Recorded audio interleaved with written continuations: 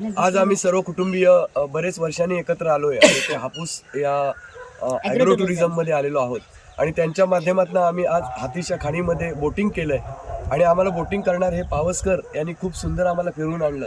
पण सर्वात महत्त्वाची गोष्ट म्हणजे आमच्याशी संवाद साधताना त्यांनी आम्हाला सांगितलं की सुख हे जगायचं असतं, मिरवायचं नसतं. निसर्गाच्या सान्निध्यातली अशी माणसंच आपल्याला खूप मोठे विचार देत असतात. या एका वाक्यासाठी मी त्यांना सगळ्यांना विनंती करतो की सगळ्यांनी टाळ्या वाजवाव्या पावसकरांसाठी आणि धन्यवाद देतो. Thank you very much.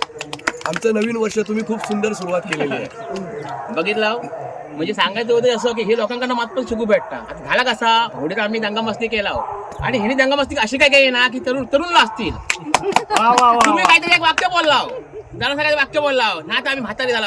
तुम्ही खऱ्या अर्थाने तरुण आहेत माहिती आहे, कारण वयान म्हातारी नसतात, मनात तरुण आहेत अजून माहिती आहे. आमची पोरं ना मोबाईल घेऊन म्हातारी असतात.